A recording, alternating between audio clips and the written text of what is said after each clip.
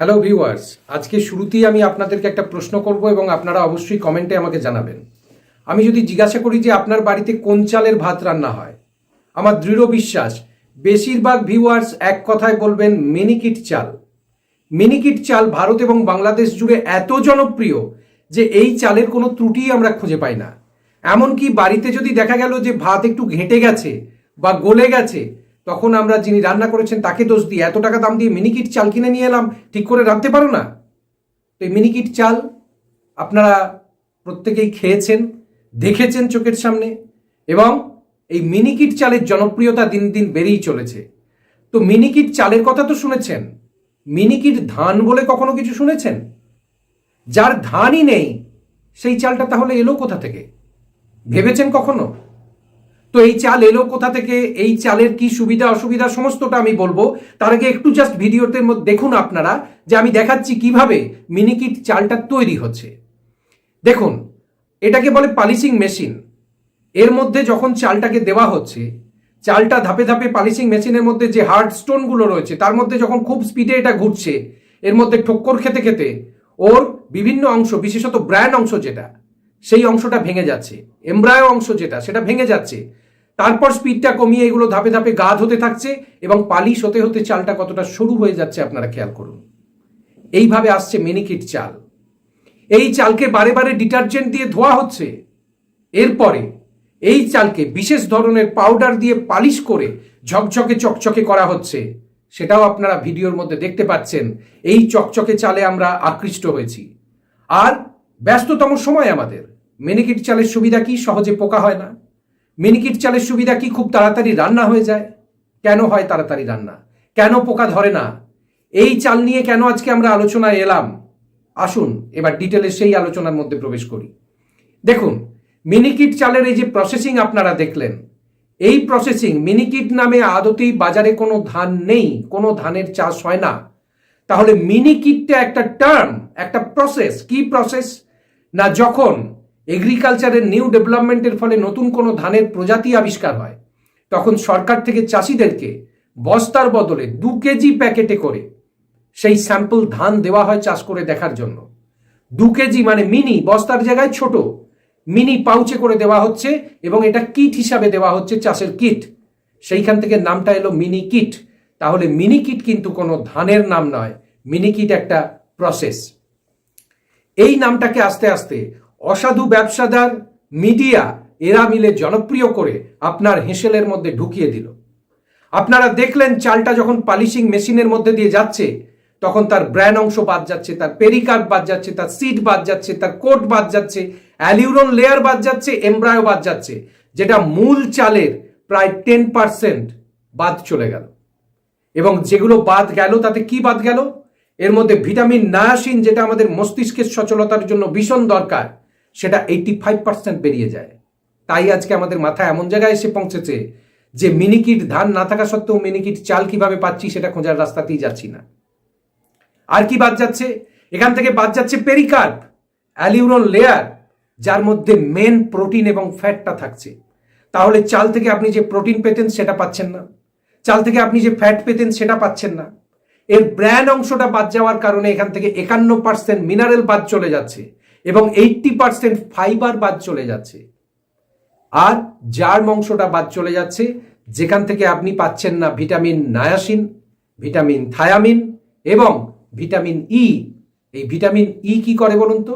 আপনার বার্ধক্য প্রতিরোধ করে, শরীরে ক্যান্সার প্রবণতা কমায়। তাহলে বুঝতে পারছেন কেন ক্যান্সার প্রবণতা ক্রমাগত বাড়ছে, কেন মানুষ দ্রুত বুড়িয়ে যাচ্ছে এবং যার জন্য বিভিন্ন ক্রিমের দরকার হচ্ছে।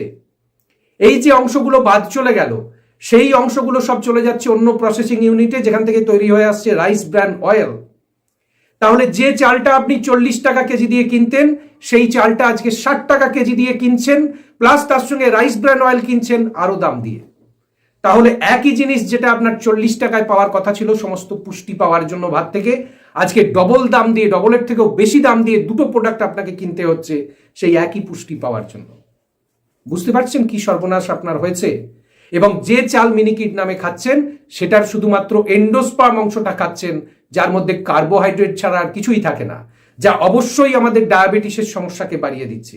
এই যে মানুষ ঘরে ঘরে এত ব্লাড সুগার বেড়ে যাচ্ছে, আমাদের মূল খাবার তো ভাত, অর্থাৎ আমাদের ভাতে অর্থাৎ কিনা আমাদের পেটে লাথি মারা হচ্ছে সরাসরি।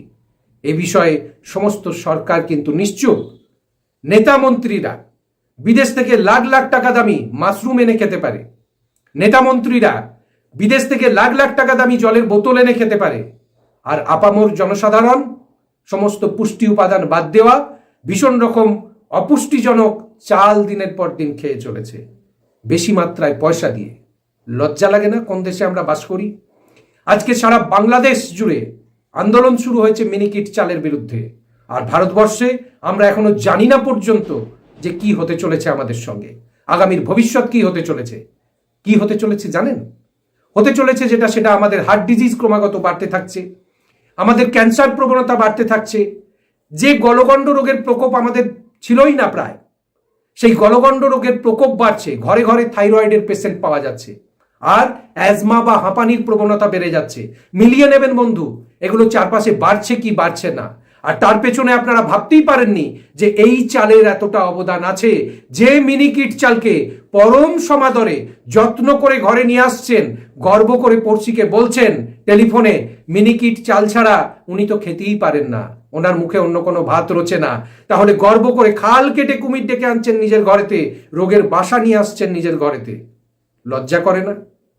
লজ্জা যে করে না সেটা তো আমি জানি, কারণ এর পরেও মানুষ এতটাই স্বার্থপর, মানুষ এতটাই মেরুদণ্ডহীন, এতটাই দোকান কাটা, এই ভিডিওটি চুপচাপ দেখে রেখে দেবে এবং চেপে যাবে, নিজের পরিচিত আত্মীয় স্বজনকে শেয়ার করে তাদের সচেতন করার রাস্তায় পর্যন্ত যাবে না।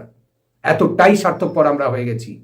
তো এই জায়গা থেকে যদি আজও আমরা বেরিয়ে না আসি, ভেবে দেখুন যে চালটার 10% বাদ চলে গেল, চালটা কতটা সরু হয়ে গেল।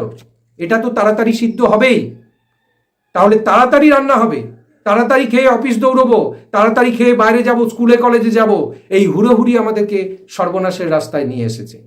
ভাবতে হবে কি লজ্জাজনক পরিস্থিতিতে আমরা আজকে এসে পৌঁছেছি। এই চালে পোকা ধরে না কেন জানেন? এই চাল সহজে নষ্ট হয় না, কারণ জীবাণুরা আমাদের থেকে অনেক বেশি বুদ্ধিমান।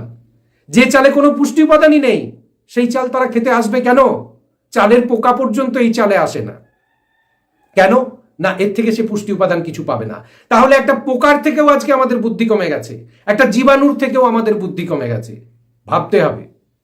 আর কি না, এই যে চাল, এর ফ্যাট অংশটা বাদ চলে যাওয়ার জন্য র্যানসিড প্রক্রিয়াতেও এই চাল নষ্ট হয় না। তাহলে আজকে আমরা আদ্যন্ত বোকার মতো একটা সিনথেটিক চাল খেয়ে চলেছি, যার অ্যাকচুয়াল বাজার মূল্য কখনোই 40 টাকা কেজির বেশি হওয়া উচিত নয়। কারণ নর্মাল যে লালচে চালগুলো পাওয়া যায় সেইগুলোকে পালিশ করে, সেইগুলোকে আরো সরু করে আমাদের কাছে বিক্রি করা হচ্ছে মিনিকিট নাম দিয়ে। আসুন, সময় এসেছে নিজের ভালোর জন্য, নিজের সন্তানের মুখ তাকিয়ে অন্তত বর্জন করুন এমন প্রবঞ্চনা, প্রতিবাদ করুন এমন প্রবঞ্চনার, এবং স্বাস্থ্যকর অভ্যাসে ফেরত আসুন। না হলে অচিরেই সপরিবারে হার্ট অ্যাটাক, ডায়াবেটিস, থাইরয়েডের সমস্যায় শেষ হয়ে যাবেন। আমাদের কাজ সচেতন করা, বাকিটা আপনাদের হাতে। ধন্যবাদ সকলকে।